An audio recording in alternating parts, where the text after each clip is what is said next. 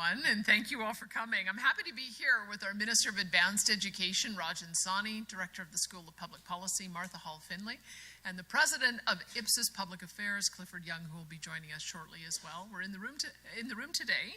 We also have many dignitaries, University of Calgary President and Vice Chancellor Ed McCauley, nice to see you. We've got former Lieutenant Governor of Alberta, Her Honor the Honorable Lois Mitchell. We've got the Consul General of the U.S. in Calgary, Emily Fleckner. We also have the Consul General of Calgary, the British Consul General in Calgary, Jonathan Turner, and MLA Miles McDougall, among other guests, and I think I have a couple of ministers here as well. But we're here today to announce a new initiative aimed at strengthening our understanding of the Canada-U.S. relationship. It's no secret that our relationship has hit a rocky patch these past few months. And while tensions have ridden high, let us be clear, this relationship is far from over. We are still neighbors, and for much of our history, we have been the best of friends too. Our two nations share a unique, decades-long bond that has delivered mutual benefits for generations. Our geography links us together like few other nations in history. In fact, our two nations span more than 80% of the North American continent. We have closely integrated economies and a warm sense of kinship between our populations. And over the years, we've collaborated on everything from missile defense to space exploration, wildfires, Arctic research, and invasive species management. Here in Alberta, for example, the U.S. is by far our biggest trading partner, and Alberta plays a major role in supplying U.S. energy needs. The way we see it, any rift between us is a huge loss for both countries. If things continue to change between Canada and the United States, we want it to be changed for the better, because our continued friendship and cooperation will create lasting prosperity for both nations. But we can't sit around waiting for this to happen. We must take action. And that's why our government is investing $6.5 million over the next 3 years to support the new North America initiative led by the University of Calgary's School of Public Policy. This initiative will bring together some of the brightest minds in academia, government, and the private sector to investigate developments in the relationship between Canada and the United States. This effort will spark collaboration across Alberta's universities and a number of leading American universities to develop policy solutions that respond to the new reality. To me, talking to each other and working with each other is the only way we're going to figure things out. This is the constructive and diplomatic approach that I've been calling for since this whole problem began. And these recent bumps in the road are a good reason to take a close look at the relationship to figure out what's working and what we can do to improve it, which is exactly what the new North America Initiative aims to do. For countries as closely connected as we are, it's in both our national interest to repair things as quickly as we can, because our nations are better off when we're working together. And there's so much to gain from strengthening the relationship between Canada and the United States. We are peaceful neighbors with shared values and a deep mutual respect. We have economies that complement each other perfectly. We have everything we need to secure our mutual energy supply indefinitely and achieve North American energy dominance. And if we can get it right, the future of our continent looks very bright indeed. And the new North America Initiative will help to bring that future into focus. I look forward to seeing the innovative solutions these universities will come up with as this important work progresses over the next 3 years. Thank you, and with that, I'd like to invite Minister Rajan Sawhney to share more details.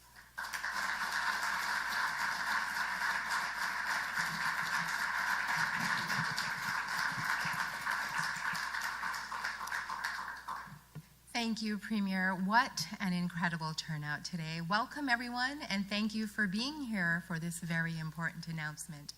I know we are joined by many of our partners who have traveled from across Canada and the United States to be here today with us. Your presence underscores the significance of what we are launching today. Today marks an important step forward, not just for Alberta, but for Canada and our academic and policy communities across North America. For decades, Alberta and Canada have shared a strong cooperative relationship with the United States, founded on mutual interests, robust trade, and deep institutional ties. But that relationship is undergoing a fundamental shift. We must respond to the immediate consequences, yes, but we must also take a longer view. This is a generational change, and it demands forward-thinking, coordinated responses. The Government of Alberta recognizes that we need to leverage our province's strengths, our talent, our institutions, our international networks to better understand and navigate the new North American environment. I remember when the tariffs were first introduced, I started scanning Alberta's post-secondaries to find the latest academic research on Canada-US relations. And unfortunately, what I found was a distinct shortage of this work.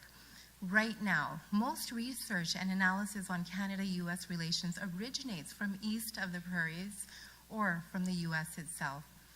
This narrow focus too often fails to reflect the priorities or even the realities of Western Canada.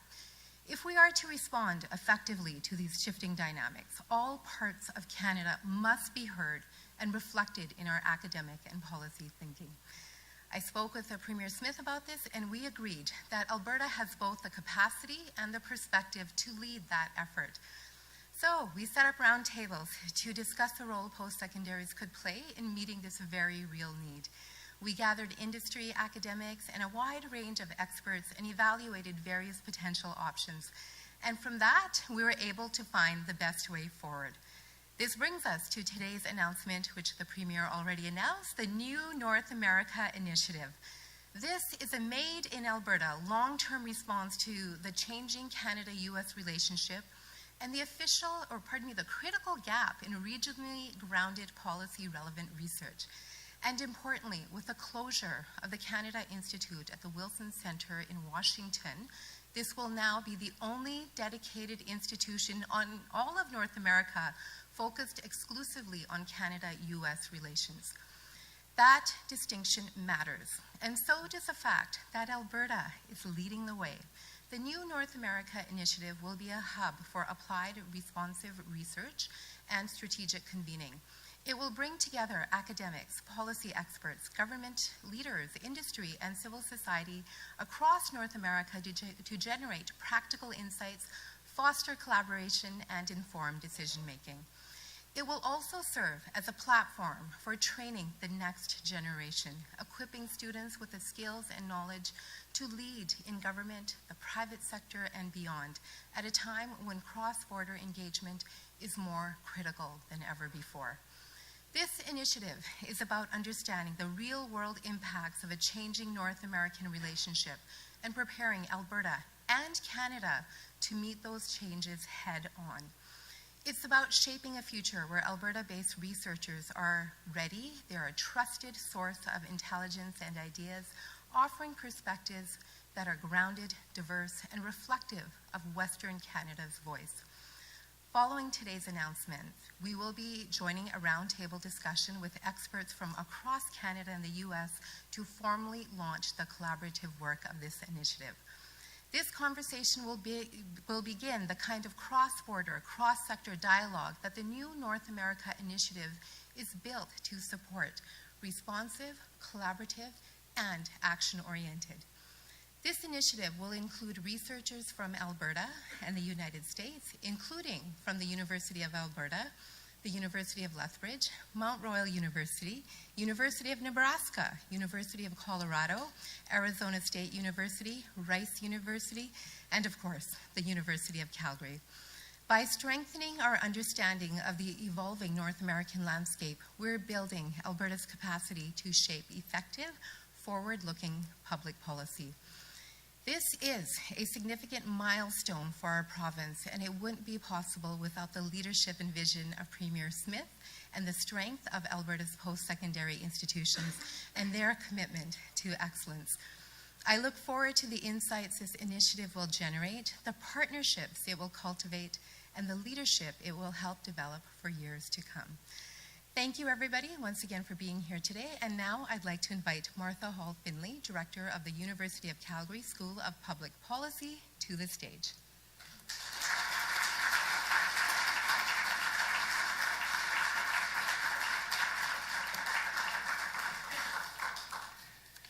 Well, good morning, everyone. We are indeed very excited and so pleased to have so many people come to share this announcement with us. We are all, of course, aware of the dire current state of Canada-U.S. relations, and the scope of the challenge that confronts Canada demands that we in Canada do more. The University of Calgary and the School of Public Policy are honored to take up this challenge with, of course, financial support and other support, but of course financial support from the Government of Alberta. Thank you, Premier Smith and Minister Sawhney and your whole government. I am pleased that our President, Ed McCauley, has joined us, as he's been instrumental in the strong support from the University for the School of Public Policy, but also for the new North America initiative we are launching today. So thank you, President McCauley. This initiative has been almost 5 years in the making through the work of my new colleague at the School of Public Policy, Carlo Dade. So Carlo joined the School of Public Policy only a couple of months ago as the Director of International Policy. This is very much his initiative, and he has been working on it for quite a long time. We get to take the benefit because he's now with us. Carlo, can you please stand up for a second?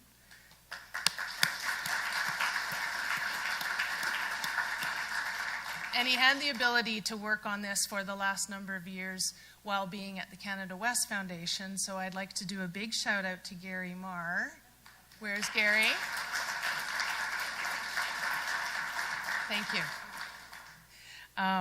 Thank you for so much, Gary, actually, but including Carlo and the work that we're being able to announce today.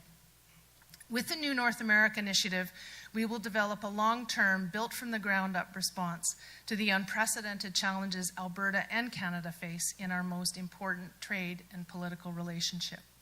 The current crisis makes the case for applying a new type of thinking to how we engage with the United States, and of course in our relations with Mexico too. The name of the initiative, the new North America Initiative, signals our goal to create a new vision of what North America can be. It's been fantastic in the past, but times have changed and we do need new thinking. And we will do this from Calgary and bring a Western Canadian perspective to what is truly a national initiative, a North American initiative. We are already working with leading academics from universities in Alberta and the United States, as you heard from Minister Sawhney, and we are pleased that some of our colleagues could actually join us today. As the Minister said, we will be proceeding from here to a roundtable where we will actually start digging into what is it that we're going to be focusing on, what are the specific areas of work. So we're really excited about that. As the initiative grows, we will welcome more organizations. This is an all-hands-on-deck effort. Carlo likes to say this initiative is about substance, not sound bites, and that's true. We are going straight into our first working session as soon as this announcement wraps up. The new North American initiative is desperately needed. We recently lost the only Canada-U.S. Public Policy Institute with the closure of the Woodrow Wilson Institute in Washington. Our friend Chris Sands has been the head of the Canada-U.S. Institute, the Canada Institute at the Wilson Centre for a number of years, and I will just shout out to Chris. He has been Canada's best friend in the United States, and really frustrating to see what's happened with the Wilson Centre. We are hopeful that a new Canada Institute will be established in Washington, and we look forward now, but even with that new institute set up, we look forward to working with our friend Chris very closely as we work on these important issues.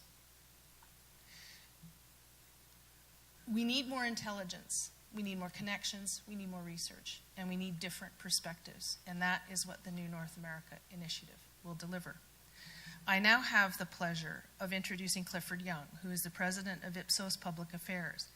He runs a program at Ipsos called Know the New America. That isn't N-O, it's K-N-O. Know the New America. I know you might have been tempted to think that way, given things, but no. And you know, our thesis here is, and very much Carlo's thesis, is just how much the U.S. has changed. It's been a fantastic relationship for so long, but it has changed. And we need to be able to change alongside that. Cliff brings immense detailed knowledge of what's happening south of the border. We're really excited that he's joined us today, and we're really looking forward to working with him on this important initiative. So a big thank you all for being here. Again, for the Government of Alberta, Premier, Minister. We're really excited about this. It's No one else in this country is doing this, and we're really excited to be able to do this at the University of Calgary, out of Alberta, for something that is so important for the country and for the continent. So very excited, and now I will turn it over to Cliff.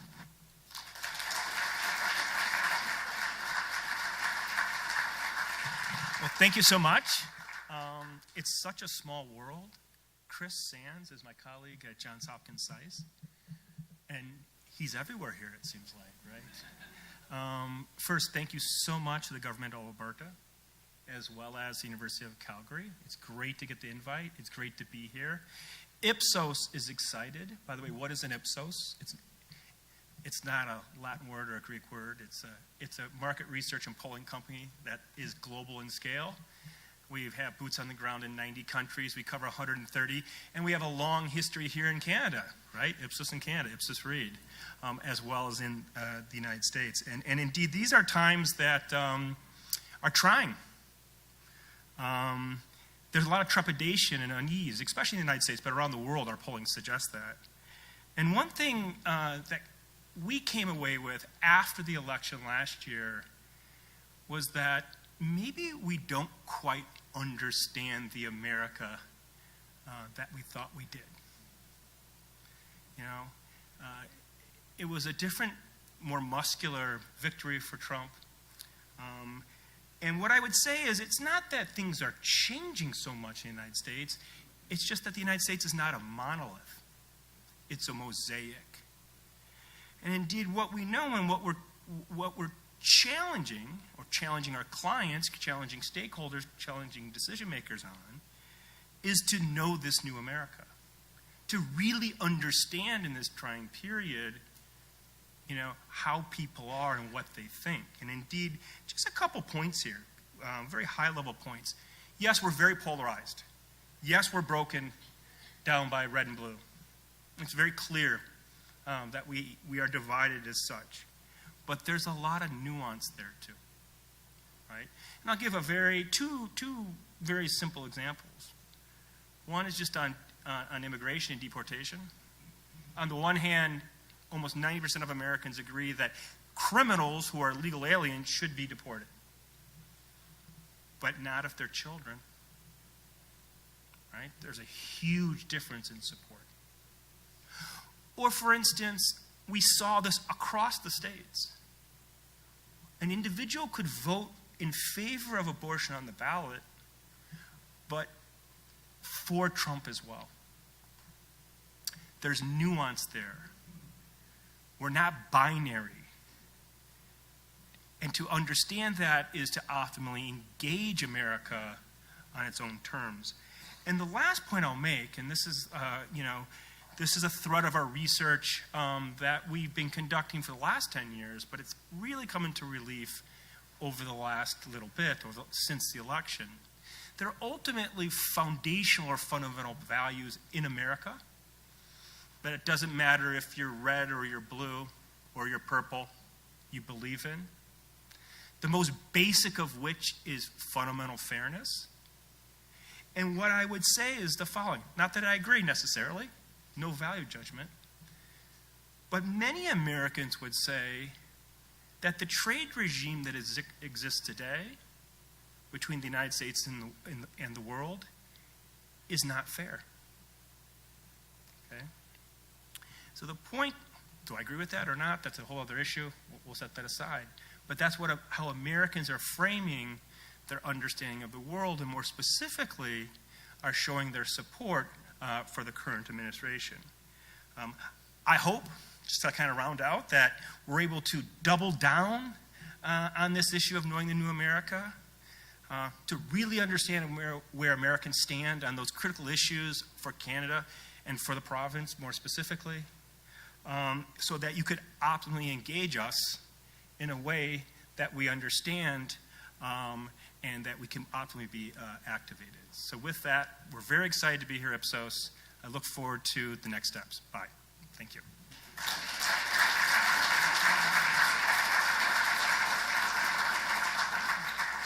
Thanks, everyone. We'll now go into the media Q&A portion of this announcement. We'll be taking one question, one follow-up. We'll start here in the room before making our way to the phones. We're a little tight on time today, but go ahead first in the room here. Hi, Anne-Marie Tricky with Radio-Canada. This question is for Premier Smith. Thanks for taking my question. What's your reaction to Premier François Legault's comments yesterday on possibly having a pipeline going through northern Quebec, social acceptability that maybe, going up in Quebec? What are you thinking about that? Well, I think it's fantastic. I think what we've begun to see, especially since the big event in November in the United States, that Canadians have had to do a lot of soul searching about what it means to be Canadian. And what I've seen at the First Minister's table is that every single premier has priority projects that they want to get built, and they've had to make some compromises on things perhaps in the past. I've pointed out to them that the reason Alberta sells so much to the United States is we've had a hard time selling to our neighbors, both west and east as well as north. And what can we do about that? So I started that conversation with Premier Legault. He did say that he would have to ensure that there was social acceptability. We've done some polling, and we shared that with him to demonstrate that the loud voices might be in opposition, but the quiet consensus is that, yeah, we do need to work on these nation-building projects. I'm sensitive to the fact that perhaps we have to have a broader discussion about the route. Perhaps going through Montreal is a little bit more problematic than going further north, but I think that is a real demonstration of how premiers and provinces want to work together. Great. My follow-up is on the cabinet reshuffle that you've announced later today. What are you trying to accomplish with this cabinet shuffle? We do understand you're splitting up the health ministry further, for example. So what's the aim really of this? The main aim is filling the vacancy left by Rick McIver becoming the new speaker. And of course, he became the new speaker because Nathan Cooper is going to be our envoy in Washington. I know it's a role that Gary Marr played, and I'm hoping that you'll be able to assist on that. And now with this new institute, I think it's going to be a really good source of information so that Nathan Cooper can be supported in some of the developing relationship. But that was the main goal. And then as a result, there's always, once you move one cabinet minister, you have to start moving a few others. So we've got a few announcements that we'll make a little bit later today. You'll be able to see, and we can do some follow-up questions. But I don't want to spill the tea until we do the formal announcement. Go ahead. Hi, I'm from Edward from City News. Just a question for the Premier on first just hail damage. So residents in Calgary's northeast in a short bit are going to be holding a press conference about just action needed on the home insurance front. Some of them are saying that they're seeing sky-high premiums. Others are saying that they're seeing them being dropped from their home insurance provider. What do you make of their calls, and is the province looking at any legislative changes or any supports to help residents in that area? I have such sympathy for those who live in a hail zone. And unfortunately, just our geography, we are always going to have hailstorms in particular in this zone. And that particular part of the city has been hard hit, not only now, recently, but also in previous storms. This damage level, I think, categorizes it as the worst natural disaster payout in history in Canada, which is saying something because we've had some pretty big wrecks. And so I have already asked my minister responsible, that's Minister of Finance, Nate Horner, to see if we need to do a parallel kind of review of property insurance that we just finished on auto insurance, because there is obviously going to be risk premiums built in every time you have natural disasters. So we've had a couple major hailstorms, we've had three major fires, Fort McMurray, Slave Lake, Jasper. We've had major flooding in southern Alberta. There's been ice storms, there's been tornadoes. And so we may have to have a broader discussion about how we deal with some of those, what have been called in the past acts of God, but they're becoming very, very frequent and very, very damaging. So I take the point. I'll be looking to see what some of their recommendations are, but it probably is time to do a full review of the property file as well. And just a question on another topic. Why did the UCP appoint a candidate for the riding of Old Didsbury Three Hills rather than having a nomination race? I wanted to get all three by-elections done at the same time. We, of course, have with the vacancy of, with Ms. Notley leaving government and Rod Loyola leaving government, we had Ellerslie and Edmonton Strathcona as well. knowing that this change was coming with the speaker, but because of timing issues, we were developing it late. I think it just for taxpayers' purposes, better to have all three of them at once. And we've just run out of time to be able to do a full open nomination process. So I had about 14 candidates present themselves as potentials. I interviewed the ones that lived in the riding, and Tara Sawyer just emerged as really a spectacular candidate for us. She's the former chair of Alberta Grains, and we do need to have some bench strength as we're dealing with some of the tariffs from China and the impact it's going to have on canola and other industries. So there's, I think she'll, should she be elected, I think she'll be a great addition to our caucus team.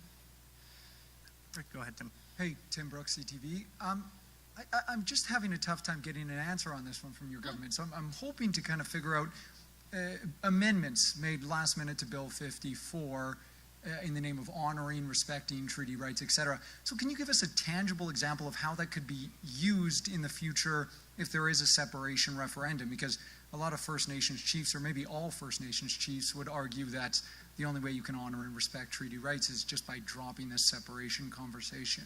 Well, I would say that no one is saying that to Quebec.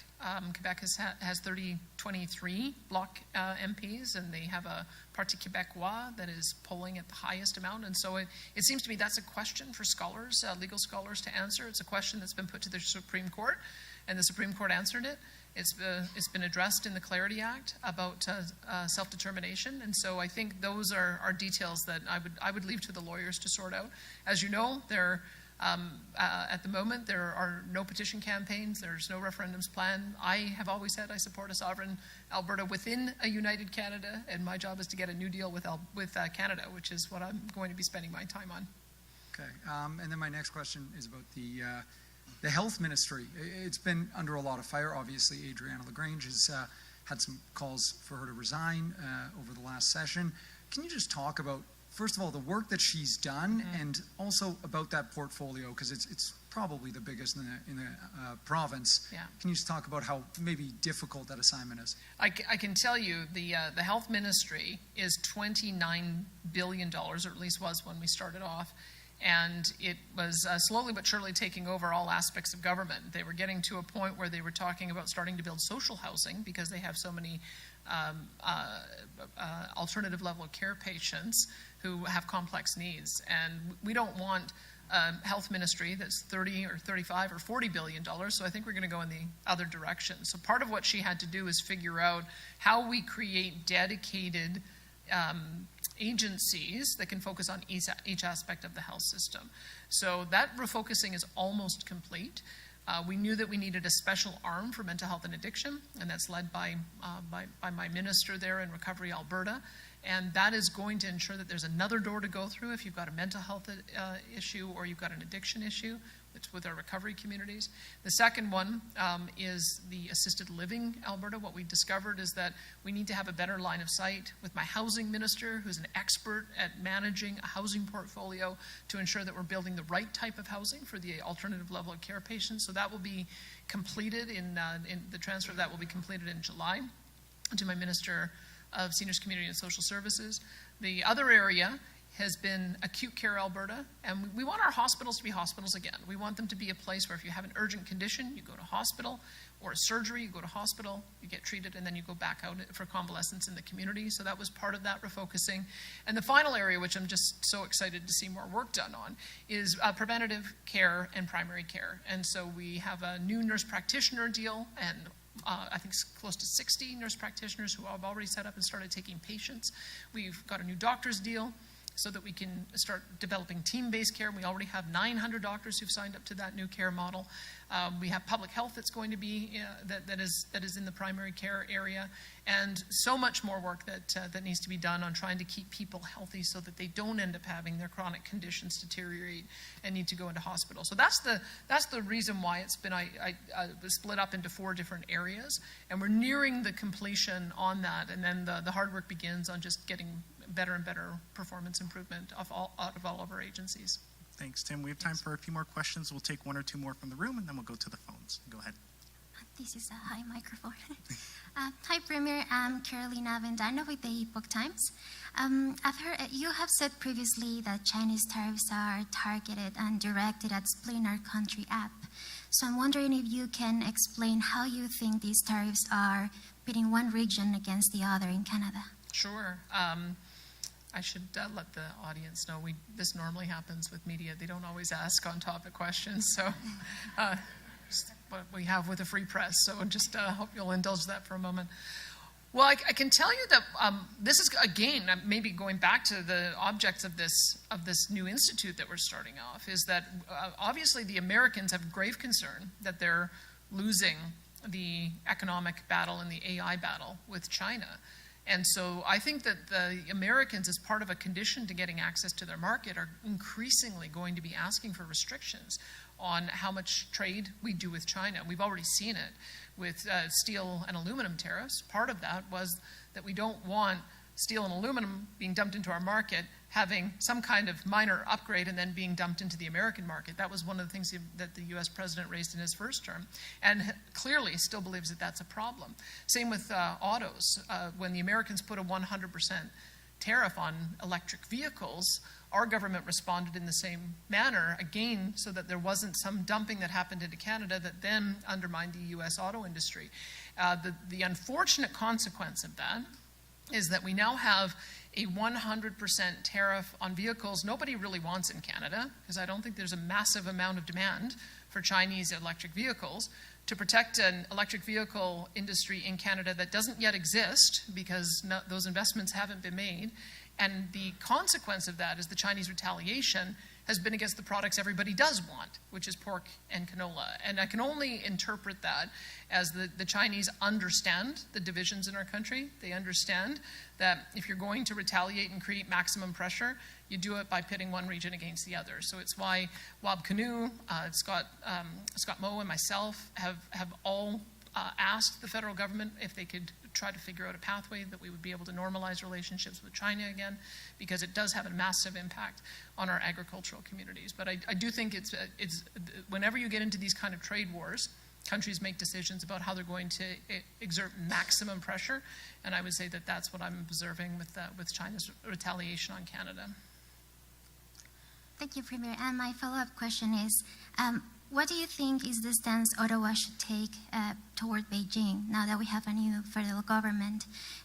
Taking into account that first, so what are deemed as unfair trade practices by China, human rights abuses, and also interference in our democracy. As we saw during the federal election, there was this information campaign targeting Carney, influencing Chinese Canadians, his opinion on Carney, and also targeting the Tory candidate, Joe Tay. I'll quote maybe Michael Spavor, who was quoted today saying our relationship with China will never be the same again after what happened to Michael Spavor and Michael Kovrig. And I think that is a part of the reason why we haven't fully normalized relations with China again. They are an enormous economy, quite obviously, and Alberta has a huge trade relationship with China. We are not as huge as with the United States. United States and Alberta, we share $188 billion worth of cross-border trade. China, it's $10 billion. So still significant, and a lot of it centered around food. But to be frank, I think we're going to have this conversation with the Americans, because what I'm observing in the language that I'm seeing from the U.S. president is he's saying, if you want to be treated like historically with a tariff-free relationship, there's going to be some conditions attached to that with the relationship we have with China. I think what I have observed in many of the comments that I've seen from the president and his secretaries, particularly Doug Burgum, is they're very worried about China winning the AI data race, and because artificial intelligence is manufacturing intelligence, and they are building electricity at a greater rate than we are to be able to support what that electricity demand is going to be for AI. And they understand that if China gets the dominance over North America, it's going to really change the way the world operates. So I'm sensitive to understanding what some of the American objectives are, and I don't think I can answer that today. Maybe you can put it to the panel that's going to be discussing it after this conference, or after this announcement, because those are exactly the reason why we are establishing this new North America project, is that this is a different kind of conversation than we might have had a year ago, but it's a very important one for us to have, to understand how do we maintain the preferential relationship with the United States, still find new markets, but find the balance so that we don't have to sacrifice one over the other. Thank you. And we're almost at time here, so it looks like we just have time for one more question. We're going to go to the phones. Operator, could you put through our first caller, please? Your first question comes from the line of Rick Bell with Post Media. Please go ahead. Good morning, Premier. I know you met with Prime Minister Carney 2 weeks ago, and you were quite positive, and I know you're hoping for the best, and I know you're an optimist at heart, but actions have consequences and inactions have consequences. You have 9 demands on the table that you would like to see dealt with in the next 6 months. My question is, what do you believe the reaction of Albertans, not the rest of the country, just Albertans, what the reaction of Albertans will be if those demands that you have on the table are not met? In other words, what is the risk for the Prime Minister, for the Canadian government, for Canada?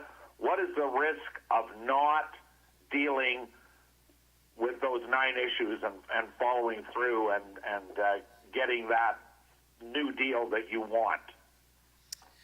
Maybe I'll put it in practical terms, because I know that the federal government is seeking input on projects that might qualify for a fast-track process. And so that's what I'll be looking at as an indicator of whether the federal government is going to meet us partway. Because the project I've put on the table is a revival of the Northern Gateway pipeline to Port of Prince Rupert. Because when you look at that particular route, it gives us access to all the Asian markets and gives us a preference of being able to get our product there over any country in the world. We've got 8 days or 10 days to South Korea and to Tokyo, and then going on to the east coast of India and all the other nations in between. And so being able to create new markets there with additional export of bitumen is going to be incredibly important. Some of the biggest refinery in the world of heavy oil is in India. There are 4 Korean refineries that have already received shipments of Trans Mountain heavy oil, and they like it, and they want more of it. So what does that mean? Well, they'd have to have a fast-track process to approve that pipeline, so we're not waiting 10 years, and so that it is de-risked to a point where somebody will come along and build it. And if you're going to have that pipeline end at Port of Prince Rupert, well, you're going to have to do a carve-out on the tanker ban so that we can load it onto a boat and get it overseas. And if you do all of that, then you're going to probably have to take the ties off of our energy industry to talk about how we're going to reduce our emissions without facing criminal penalty, because right now that's called greenwashing under their Bill 59. And to be able to get support, we'd have to talk about the Pathways Project and how we might be able to decarbonize the production. And that means no emissions caps, because if you want to increase your export, you can't have an emissions cap which acts as a production cap. And on top of that, we have a framework for how our carbon emissions are priced, which we've been doing since 2007. And we've heard you can't go above $100, otherwise it's going to create an economic environment where people won't invest here. So that means they can't layer on their own carbon tax regime. So those are like 5 things right there that they would signal to me that they were serious about changing things if they agreed to the Port of Prince Rupert revival of Northern Gateway or something like it. So that's what I'm looking for. And I'm sure most Albertans are looking for that too. If that doesn't happen, if Alberta's heart gets broken yet again, and you've seen this movie many times, and you've heard people speak very positively, and then in the end nothing happens, what is the risk if you want to national unity if we can't get that, which is, as you say, a very specific, hands-on project. If that can't be accepted, and what goes along with that, what do you think the reaction of Albertans will be to that if it is rejected, and what do you think that means for Confederation? Well, let me answer in a very practical way again, because I know that there are several projects that are being floated to the U.S. Secretary of the Interior, Doug Burgum, that would get more of our oil and gas out of Alberta and into the United States. And then I would say to my colleagues again, what do you think it's going to do to national unity that it's easier for Alberta to get its product traded to the United States than through British Columbia or through Eastern Canada? And then we're going to have that conversation, because that is the problem that we have right now, is that we all have stronger ties north-south than we do east-west. And so I'll be looking at that as an indicator of whether words were said just to win elections, or whether words were said because we're serious about trading with each other and supporting each other. And we're serious about finding new markets for our products. So I think we'll know pretty soon, Rick, about whether or not we're going to have to switch our focus to continuing to expand our relationship with the United States, or whether our neighbors are going to be serious about not just having us on Team Canada, but Team Canada being on Team Alberta. Thank you. And that's all the time we have for questions today. Thank you, everybody, for joining us. Thanks, everyone.